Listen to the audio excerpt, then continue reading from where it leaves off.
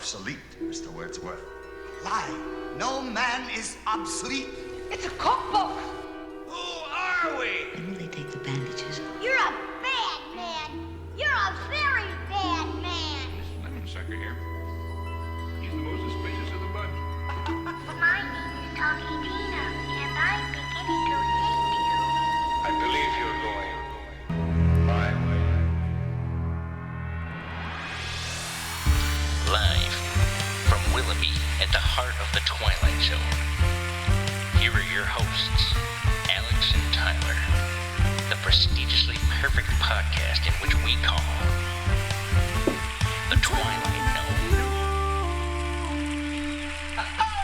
Zone. What is up, gnomies and or sex fiends? I'm Alex. And I'm Tyler. Welcome to the Twilight Gnome Podcast, episode 77. Halloween 77. I feel like on every This one isn't of a Halloween episode. I know, but that's all I can think of every time I hear 77. Okay.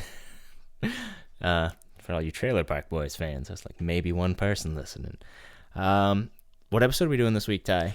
This week, for episode 77, we are doing Kick the Can. Season 3, episode 21. Original air date, February 9th, 1962. This was written by George Clayton Johnson, who did 7 Twilight Zones. You know how we got, obviously, Rod did like 96 of them, he wrote. And then we got Charles Beaumont and Richard Matheson, and then we have Earl Hamner Jr. did like 7, and George Clayton Johnson did 7 as well. Do you want to hear which ones he did? Yeah, let's hear it. He did... Well, I didn't write which 7. You want to hear what the 7 are? Well, fuck you. Well, go and find out yourself, because I didn't do that. But this was directed by Lamont Johnson, who did 8 Twilight Zones. And Do you know which ones he did? I did, because I'm pretty sure he's probably in the running to be my favorite director. All right. So his 8 are The Shelter, 5 Characters in Search of an Exit, Nothing in the Dark, One More Pallbearer, Kick the Can, 4 O'Clock, Hocus Pocus, and Passage on the Lady Anne. He did some of my least favorite episodes. 4 O'Clock and there was another one. One More Pallbearer. One More Pallbearer sucks. Yeah, but The Shelter, 5 Characters, Nothing in the Dark, Kick the Can, Hocus Pocus. Okay, yeah, I'll give you the rest of those. Those ones are good. Those are real good. But 4 O'Clock's just garbage. From a directing standpoint, it was kind of cool, that shot when he was little. Yeah. But either way, Tyler, what was your favorite moment? My favorite moment was when he steals the can from the children. Hey, mister! And then doesn't respond, just sits Fuck you, down and then contemplates, like, death. Pretty much. My favorite's kind of the opposite. It's when he's at his most happiest, when he's acting like a kid and he comes down the stairs, That's pretty runs fun. in the sprinkler.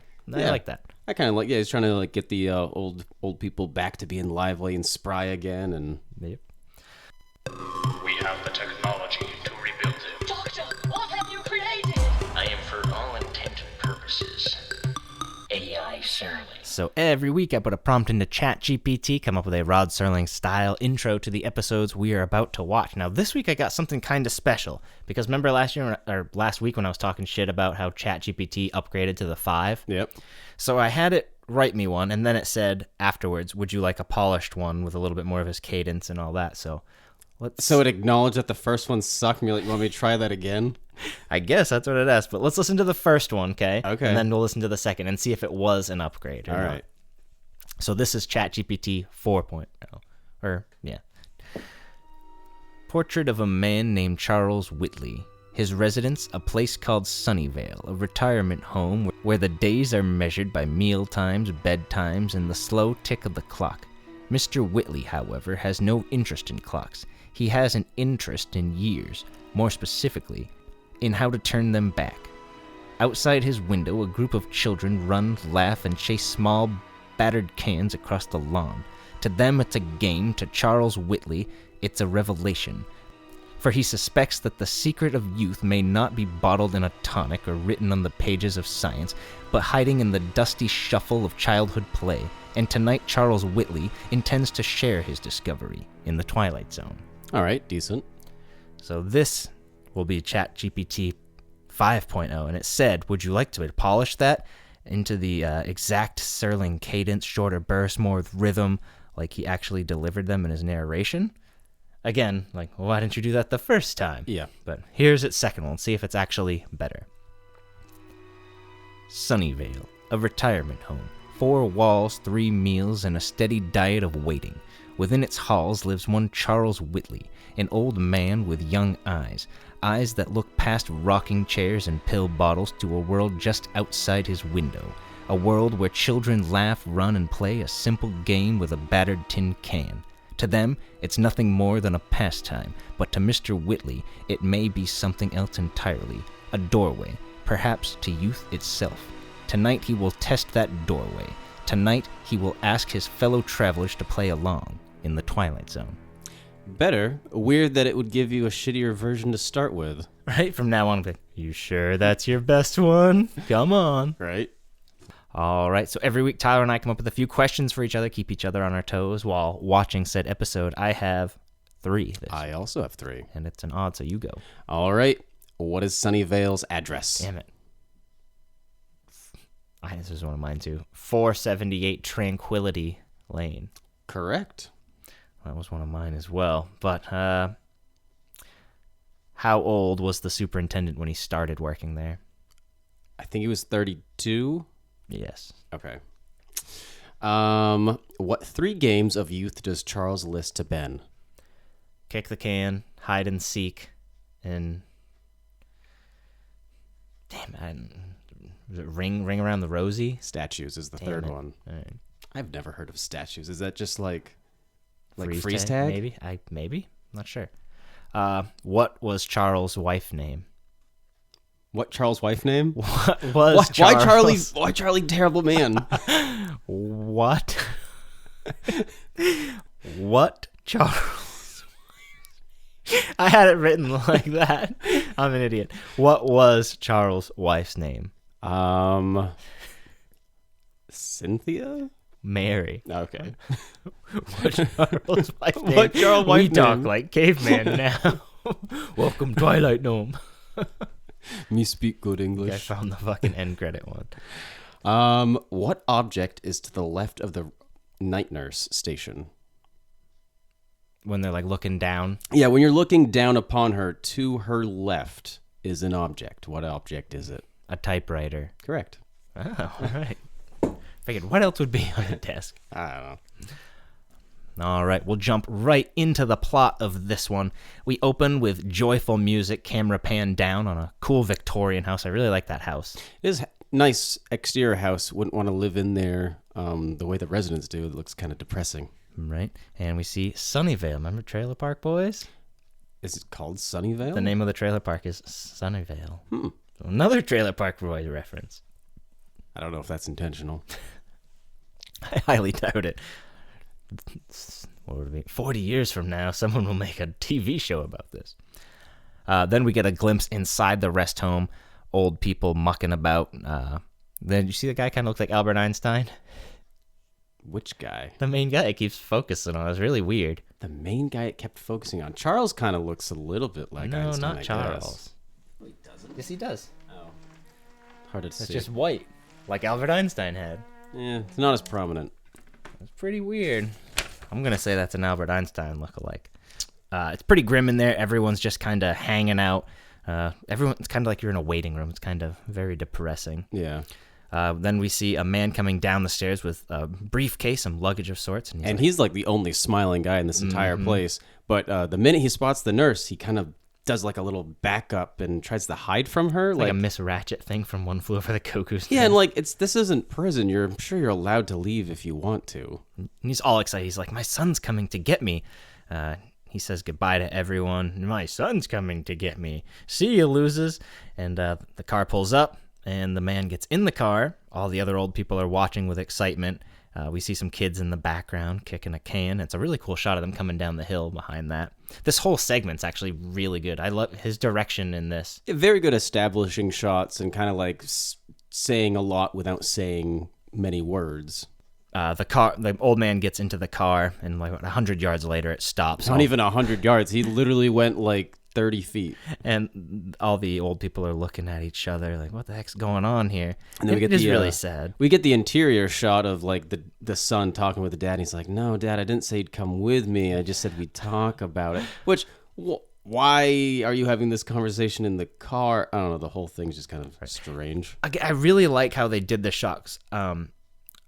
We don't really need to hear what they were saying. We can understand. It keeps showing from like the kid's perspective, and I really enjoyed the directing in this. Lamont Johnson did an excellent job directing this episode. Lots of really cool shots in this one. Well, I was actually kind of confused at first when the car stopped. I'm like, why the fuck is this car stopping? And then once they got the dialogue of, oh yeah, you're not actually coming home, I'm like, oh, okay, I get it. Yeah.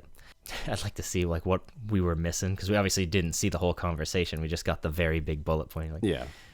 Fine, you were always a shitty son anyway. Yeah, the old man gets out of the car, waves. Some kids are playing kick the can, and he just decides to go and steal their can. Some kid's like, hey, mister, that's our can. And the old man sits by a tree and looks very depressed, and Rod appears from behind a bush. Did you find that really weird? Because I was thinking, like, what if a kid was back there hiding and he's taking a piss behind the bush, just golden shower and a kid? The way he walks out from behind the bush reminds me of, there's like an old Three Little Pigs cartoon, like the big bad wolf kind of like does this like slow walk. Slink out of it, did he? Yeah, he kind of does like a funny like slinking out of the bushes. Sunnyvale Rest, a home for the aged, a dying place, and a common children's game called Kick the Can that will shortly become a refuge for a man who knows he will die in this world if he doesn't escape into the Twilight Zone. Short little Rod intro there. Yeah. Next shot, we're looking out of a window, and some kids are playing hide and seek. The old man who stole their can, Charles, is watching. There's another old man in the bedroom, and he's like, "Oh, goddamn kids, too much fucking noise." I don't know. There's it's kind of weird because like you'd think best friends would be similar. Yeah, they're like the odd couple. They're best very. friend. I mean, I guess like opposites do sort of attract to some extent, but yeah, it can't be more clear that Ben is completely in love with being old and doing nothing all day, whereas Charles could not be more of the opposite. And Charles is like, "Come on, leave them alone. They're just kids. They love playing in the grass. Don't you remember?" The other old man, Ben, says, "What's wrong? You still thinking about your son?" He's like, "No, it's okay. This place it's good enough for me." He's trying to like reassure himself that. Or just kind of put a positive spin on it. They just had a kid. They don't need an old man around, which is kind of cool because it's like foreshadowing that, like, do you think at the end, plot twist when they become children, like, who the hell's taking care of them? Now they're just you're a bunch little of kids. kid. Except you probably have the mind of the old person still. No, I think they fully just regress back to kids. And in the movie, they still have the mind of themselves. Oh, I don't know then. My assumption was when they regress. Hey, son, it's me. I know I look like a 7-year-old, but can I live with you? No, I assumed it more of like a Lost Boys sort of thing, where like they kind of just go. I think it could have been a metaphor where they actually just died. That's another possibility too. Like, kind of if you're thinking about like the Lost Boys, like it's a sort of like they all died, but they died being young at heart. Right. Yeah, true. The sadder thing, it could be like a Willoughby ending when at the end when the old guy goes around the back of the building and just finds them all dead because they had a heart attack playing or something. Yeah, that would be a very dark ending. Like if you showed like, yeah, at first you think like, oh, they're all playing. They became kids, and then like you see the reality of it, like, oh, dark. Yep. But anyway, yeah. The old man's just like, or Ben, the other grumpy old man, is like, "What are those damn kids doing out there now?" He's like, "They're playing kick the can." And don't you remember Kick the Can? We used to play a bunch of games like statues and hide and seek. And this is where Charles gets the kind of revelation, and I'll play some of it. Did you ever stop to think of it? All kids play those games, and the minute they stop, they begin to grow old. It's almost as though playing Kick the Can keeps them young. Did you ever notice that? You don't believe in magic, do you? There was a time that you did. You believed in magic then. Me, magic. Bah humbug. Bah humbug, I'm old. He's like, "What happened, Ben?" And he was like, "Was it really time, or was it something else that made us there? Because you used to believe in the tooth fairy. You used to say bread and butter, which is a thing that I was like, hey, Tyler's gonna like that." Yeah, that pops up again. It's like, what the hell is with this bread and butter thing? He's like, Ben saying, everyone gets old. He's trying to, like you were saying, he's the one that's comfortable where he is and has accepted what's going on. And maybe there are people that stay young, says Charles. He's just like, the fountain of youth, maybe it's not a fountain at all. It's a way of looking at things. Exactly. Like his kind of big revelation here is like, well, maybe like if you act young and like you stay young at heart, that's what will keep you soulful. Like the minute we all stop playing is when we all start becoming adults and getting old. And his kind of idea is, well, just start playing again. And Ben's just like, come on, we're old. Just friggin' go with it. And they're going to think you're a nut if you don't do this. And I don't like this about him. He's like, they're going to think you're a nut. Next shot, he's snitching on him. He's a nut. He's saying crazy things. I'm conflicted about Ben here because obviously he's doing it from a place of caring. Like he just doesn't want his like friend to get locked up. And at the same time, too, he just wants him to be safe. But yeah, it definitely seems like not a cool friend thing to do to go behind. And he does it later too, and they're escaping. Come on, get up. I can definitely see it in the escaping part because he thinks they're old and they're going to physically get hurt. Like he's trying to protect them, but not going about it in the best way. And then the superintendent's like, every time one of these guys goes senile, I get cold inside. Well, anyway, let's go get him. And they're almost like so quick to put him in something because they go outside and he's acting crazy, which doesn't help his cause. Yeah. Well, then right after this scene, too, where he throws the wheelchair around, then he's kind of acting even more, not crazy. I mean, it's not crazy to want to have fun and be lively and young, which I guess but it was is funny of how childish he did do, like looking at people making faces. We have he goes up to the other old people. And I have a little bit of this I wanted to play because it was kind of like him trying to wake them up, which is a little precursor to the cool speech we get later in the episode. Oh, say, what's wrong with you people? Can't you show a little life? Are you the same ones that used to skip rope and hunt for pollywogs? Huh? And run through sprinklers? Huh? Run through sprinklers. Hey! What are you going to do? What are you gonna do? Why would you currently say that? Doing it. This sent me down a rabbit hole. I was like, this is 1960, and they're talking about a childhood that would have been probably 60 years ago, so that would have got us to like turn of the century. And I was like, when the hell were fucking sprinklers invented to like actually like hook up to a hose and all that? So I looked that up. Guess when a sprinkler was invented? I mean, it's really just, I mean, if you have a hose, which hoses are probably old as shit, I can imagine a sprinkler is probably also old. 1800. It's 1870. Oh. I was like, because if you had asked me before I looked that up, I'm like, I don't know, maybe like in the 30s. No, I mean it makes like a sprinkler. They've had like really great like irrigation shit for like hundreds of years, like the Palace of Versailles. Like they got all those plants and stuff watered and stuff, so it makes sense that irrigation and sprinklers would be quite old. The superintendent comes out and he's like, oh, what the heck is wrong with you, Mr. Whitley? Go inside. And then he tells Ben, now we're definitely going to have to put him into the isolation ward. And it's that point that Ben's like, oh, but that's going to kill him. Then why'd you fucking tattle on him? I mean, he didn't tattle on him. If he had not probably expressed his concern earlier and the superintendent saw Charles just running through a sprinkler, he'd probably first thought would be, well, this man's gone insane. Whereas at least where Ben goes to him beforehand and kind of cushions it with like, oh, he's just been talking about like trying to regain his youth, then it can kind of be explained more easily and you don't have to jump to him, being off his rocker. True. Next shot, Charles is in bed and Ben's telling him, he's like, the superintendent's going to put you in the nut house if you don't show them that you're sane. And Charles, he kind of agrees. And then we see that he sees the can next to him and it's kind of like his last little glimpse. And then it's nighttime. Charles kind of sneaks awake, and he kind of proceeds to wake everyone up, and he gets them all to go downstairs. The next shot, a bunch of old people are in a room. What do you want, Charles? It's like, what'd you get us all out of bed here for? And he's like, this might be crazy, but I think this is how the magic will work. We need to sneak out at night. And remember when we were kids, the weather was awesome just like this, and we'd play kick the can? And one of the old guys just like, I used to be the fastest runner on my block. And then, a little while longer, I used to be the fastest runner on my block. That was a pretty good joke. That was up there for one of my favorite moments. That was good.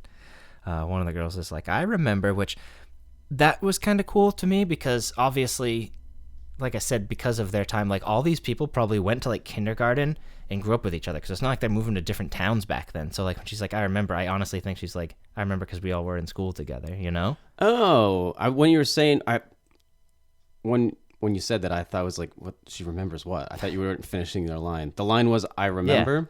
Yeah. About I mean, him being the I guess fastest. it could be. Just kind of wholesome because they probably have known each other literally all their life because they lived in the same town back then. Maybe. Everyone's like, we kind of need our rest. We're growing old, Charles. Yeah, and they're like, oh, our bodies are kind of old. Like, we can't run like we used to. And then Charles is like, well, if the person... The hunter has a handicap from being old, then that means everyone else does too. So, I mean, it will all work out. And then it's at this point he hears the children's laughter out the window. I love this scene. Summer, grass, run, jump, youth. Wake up! Wake up! Oh, this is your last chance. I can't play kick the can alone. I really like that. Very good acting. Very good. Like, it really pulls at your heartstrings there. And yeah, it gets you. Charles leaves the old people. They kind of start talking amongst themselves, and Charles goes to see Ben because he's going to try and convince him one last time. Come on, please come with us. We've always done everything together. Let's not stop now. Ben's being stubborn. Charles tells him, all right, well, then I'm afraid. Or he says, you're afraid to look silly, make mistakes. He's like, you decided you were an old man, and that's what makes you old. I did like that, too. And he said, no, I am old. These are the facts. Your bones will break out there if you try and run. And he's like, stay here with me, Charles. And he's like, no, I need to find out, Ben. There is magic in the world. I know there is. And I really liked this speech after, too. Like, when I met Mary, that was magic. When my son, that was really good. That one actually, like, almost got me when I was watching. I was like, damn it. Yep. There is magic in the world. I know there is. When I fell in love with Mary and kissed her for the first time, that was magic. When my boy was born, that was magic. Friendship is a magic thing. Maybe I'm right.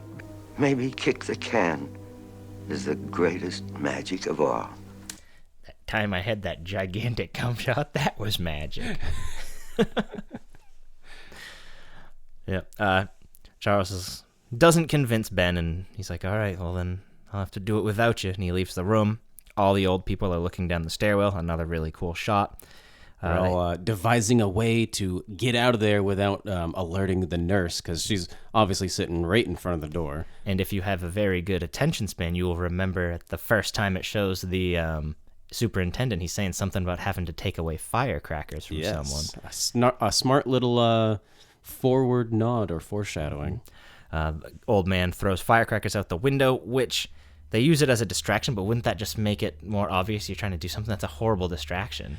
No, because it distracts the nurse, because now she has to run outside to figure out what the hell all that noise was, which means that they can leave. Because otherwise they would have had to walk right past her, which that would have obviously given away what was happening. I guess I was actually thinking more sinister, like they were going to like blow dart her or something. Like that. I don't know. What the hell would they have gotten a blow dart? I don't know. Oh no, it's an army of old people. They've come to attack me. But anyway, they make it outside. Ben runs down the stairs, snitching for the final time, and he's like, wake up, Dr. Cox! All the old people are gone. They're playing kick the can. They're going to break their arms and legs. He really believes that he's will make him young. They hear the old people outside start playing, oh, your turn, Charles, which is kind of cool, and it's the old people's voices. And then he starts counting, Charles does, and it's really cool how it transfers into a young boy saying it. Yeah. Bunch of kids are playing kick the can and hide and seek outside. The superintendent's like, oh, what the get out of here, stupid kids. I told you this afternoon to get out of here. And then he turns to Ben. He's like, I'm going to run around the other side of the house. I'm sure the old people are somewhere nearby. And so he runs off, but Ben already knows, because at this point he kind of recognizes the little boy that's suddenly turning face towards him and starts walking, that's actually Charles. Mm-hmm. 1, 2, 3, you're out. Charles! Charlie, is that you? Is that you, Charlie? Charlie, it's me, Benny. Charlie, take me with you. Take me with you. Charlie, wait for me. Wait. That's went into the forest is rotten apple. No, Charlie. No. Wait for me. it is, you feel bad for Ben. He kind of dug his own grave, but I mean, no, he was just trying to help his friend in a realistic way, and I mean, he wasn't expecting real magic to sort of take place, but yeah, this is one of those moments where, like, the Twilight Zone, it was nice to most of the people in Sunnyvale, but it kind of screws over Ben. Right. The superintendent comes on, he's like, oh, they're not back there, I'll check over here. And then he runs away again, all in a panic, and Ben's just like, you're not going to find him. You're not going to find him. But like you said, the question becomes what happens to these kids now, because now they're all young. My assumption was, like, either one, this was real, and in which case, like, they are going to go to an orphanage or something, but I guess at least they retain their youth. Or two, it could be more of like a Neverland sort of Lost Boys situation where it's just like a metaphor for them dying. Like they actually did die when they all ran out, but like their souls are eternally young. Yep. And then we get a really cool shot after Ben's just like, you're not going to find him. A really cool crane pull out, giggity. And I love the shot, is really awesome. And it kind of has, like, it lets it sink into you, like, the message, because you notice, like, it took a long time for Rod. Like, you'd expect him as soon as he starts walking away to be like, and our tale tonight, you know? Yeah, it does. It does really linger lets it a sink bit. in. Yeah. And then Rod takes us out. Sunnyvale Rest, a dying place for ancient people who have forgotten the fragile magic of youth. A dying place for those who have forgotten that childhood, maturity, and old age are curiously intertwined and not separate. A dying place for those who have grown too stiff in their thinking to visit the Twilight Zone. To grow too stiff. And that is our episode, Tyler. What did you learn? I learned apparently everyone did this bread and butter thing back in the day. I need to keep a tally of how many times bread and butter has popped up. I think we're at least 5 or so. I think it's at 4 that I can think of off the top of my head. But either way. Yeah, quite a bit. We'll get right into ratings. IMDb currently has this at a 7.5 out of 10. I think I might have liked this a little bit more than you did. I think so. You usually tend to like the sentimentals ones more. You want to go for it then? All right. I'm giving this episode a 6.5. It's good. It's a simple moral, but a bit slow. And fun magic, though. Really sad, melancholy kind of ending with Ben there. But yeah, there's definitely a lot of strong moments that really pulls at your heartstrings. But overall, I don't know, a little slow for me. I'm giving this an 8. I really enjoyed this episode. I was pleasantly surprised. I have it tied with Walking Distance, which at first I was like, am I nuts? But it's very good. It's very similar. That was kind of my reasoning, because I think I gave Walking Distance a 6.5, and I'm like, this is almost exactly Walking Distance. If I had to pick... No pun intended. Hey, how's that a what? What's the pun? This is exactly Walking Distance. I don't see what the pun is there. Okay.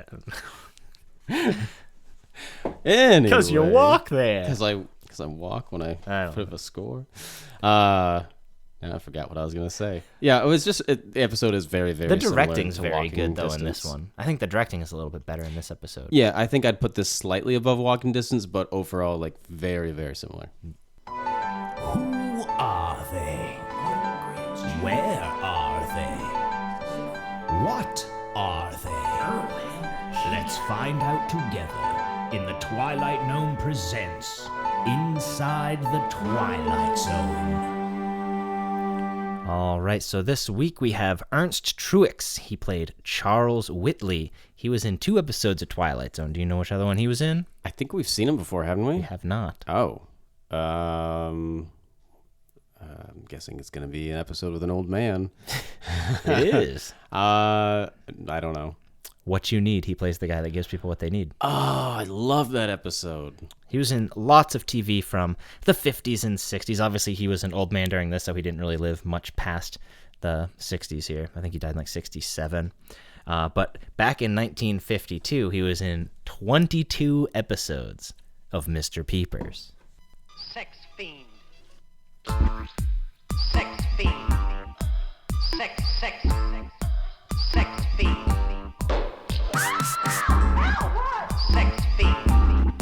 Hey, I'll get a towel. Sex fiend. Ellie's not that kind of a girl. Sex fiend. Damn, it's been a while since we caught a sex fiend. Way too long.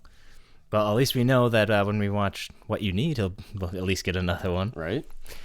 All right, then we have Russell Collins. He played Ben. He was in 4 Studio Ones, 2 Playhouse 90s, 9 Hitchcock Presents, lots of TVs from the 50s and 60s as well, and some movies in the 40s.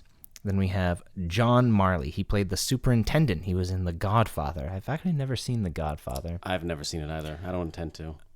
He was in 2 episodes of The Twilight Zone as well. He was in this and in season 5's Old Man in the Cave. Another good episode. And he was in 3 episodes of The Jackie Gleason Show, which, if you've been listening to this, you know that I've been on a Jackie Gleason kick for almost the last 8 months or so. Pow! Right in the kisser.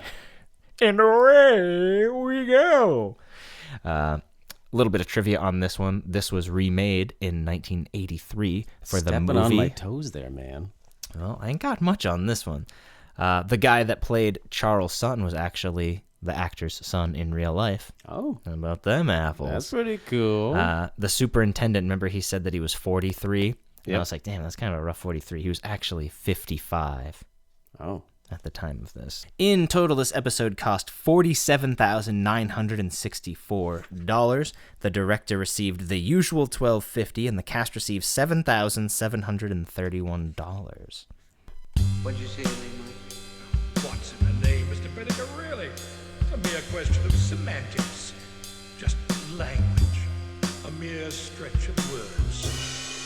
So every week, Tyler and I come up with a few alternative titles to the episode we are watching, and you can do so as well if you want to drop a comment for what you want next week's to be or whatever on this video, or you could go for the Facebook page, and I always post a next week's episode, and you can comment there. But right now, it's just Tyler and I playing. I have 4. I have 5. Go for it. All right, I'm going to start with my debacle. I got the de-aging debacle. Pretty good. I got the denture debacle. Yeah? I have Yearning for Youth. I have The Fountain of Youth. Yeah. I got You're Only as Old as You Feel. I have Wasted on the Young. Kid at Heart. I have Summer of Second Chances. And I have The Subsiding Senescence at Sunnyvale. There you go. There's some alliteration. I like it. I got a plethora of switcheroos. Oh, I have 5. Oh, all right. You go then. All right. I got Back There. I have Back There as well. I have Escape Clause. Oh, nice. I have The Mind of the Matter. I don't have that. I have A Nice Place to Visit. I have The Trade-Ins. Yep. I have Nick of Time. A Short Drink from a Certain Fountain. Yep, I got that. I have It's a Good Life. And my last one is Come Wander With Me. I have Once Upon a Time, The Gift, No Time Like the Past. And did you say A Short Drink from a Certain Fountain? Yep. Did you say Young Man's Fancy? I did not. Not. Nice. Yeah. You are now about to penetrate the Twilight Zone.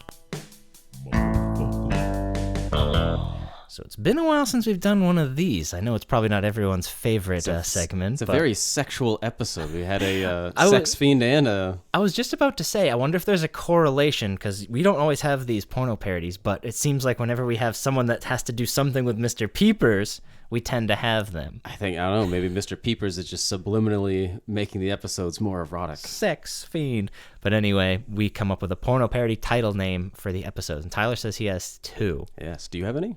I could come up with one on the spot pretty easy. But all right, I'll list my first of my 2, and then if you want to come up with one on the spot. So my first one, instead of kick the can, lick the can. Hey, that's what mine would have been. And my other one is dick in hand. Little solo mail Guess it'd be action. a solo episode there. All right.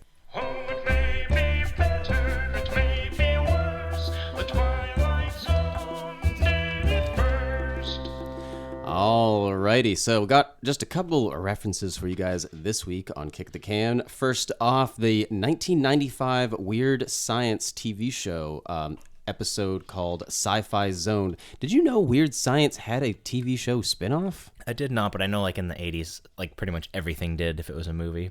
Oh, really? I thought that was like really... Bill and Ted had a TV show animated series. Back to the Future did. Really? That's strange. Ghostbusters did. I knew Ghostbusters was one. But yeah, I thought it was so strange when I saw that there was a Weird Science TV show. I'm like, that's weird. But anyway, yeah, they had an episode called Sci-Fi Zone where several elderly people play kick the can in the corridors of their high school.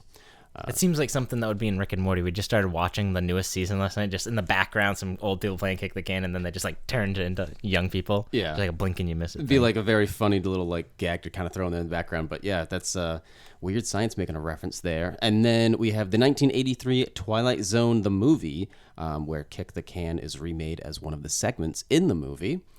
Then you have 1991's Hook, where kind of regaining your youth plays a big role. That's funny because they're both directed by Spielberg. This is Spielberg's favorite episode. Oh, nice.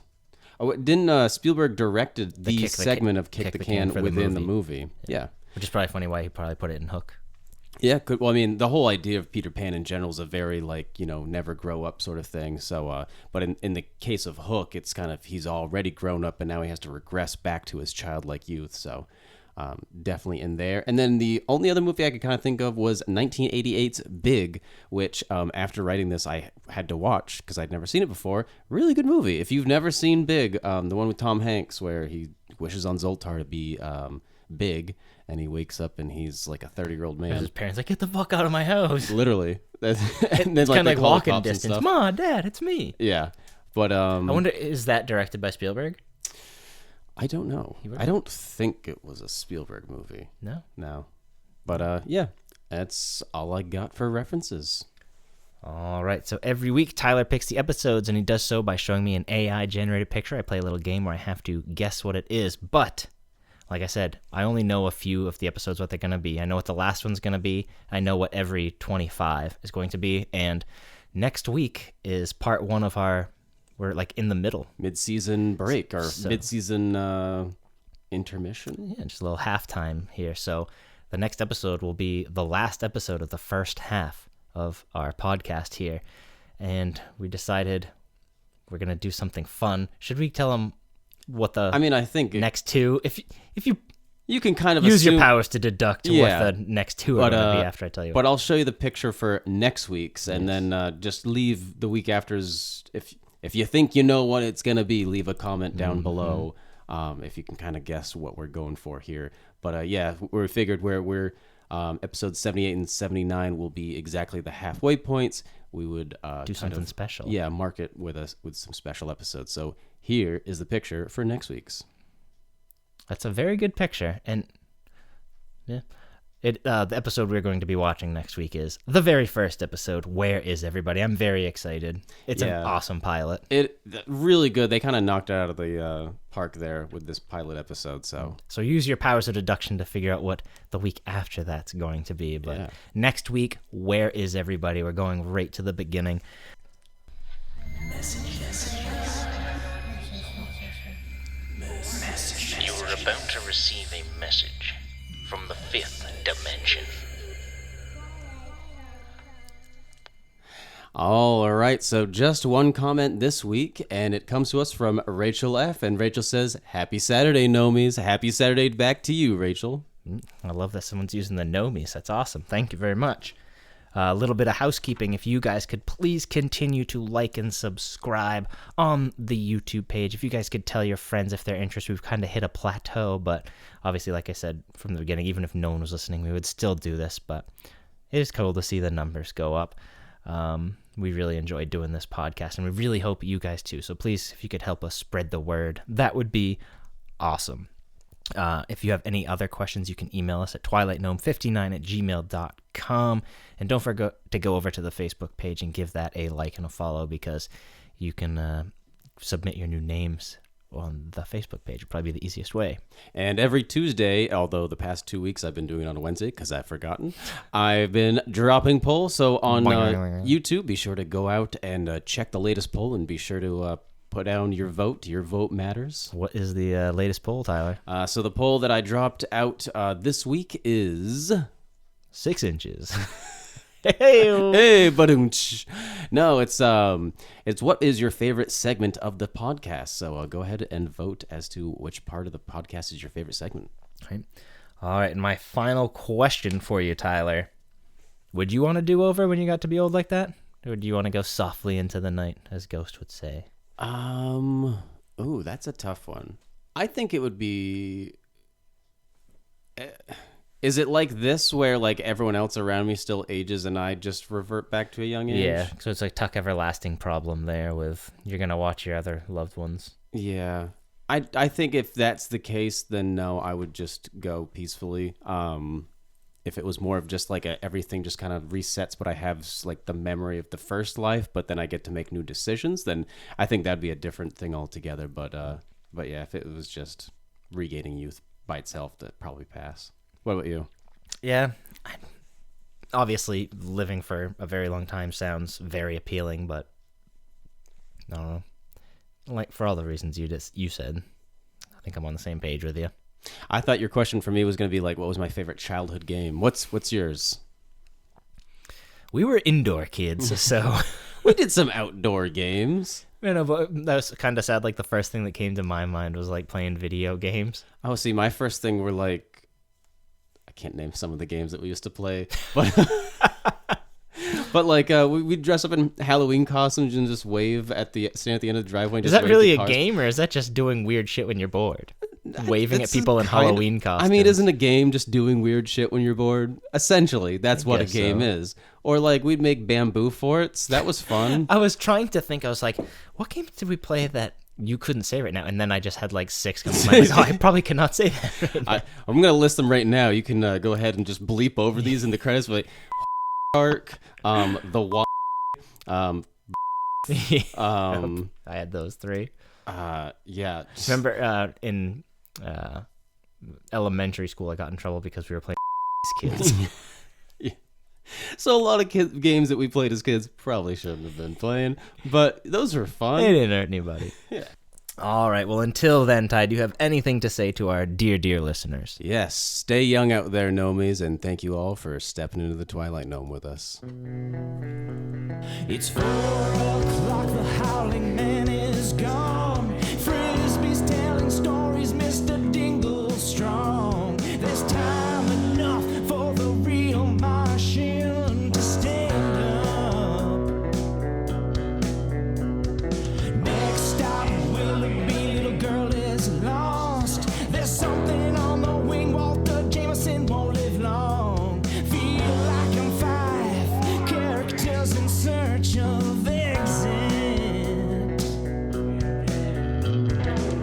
Help, I'm slipping into the twilight known. Luckily on Thursday we leave for home. The chemists came and gave beauty to behold. Where's everybody? Get Alex and Tyler on the phone. Now you're listening to the twilight known. Till next Friday night, you won't be alone. Till then, just keep watching your favorite TV show. Take it, Mr. Serling. The Twilight Zone. Listen hard and long. The Twilight Known. Listen hard and long. The Twilight Known. A dick in hand is worth 3 in the bush. It is.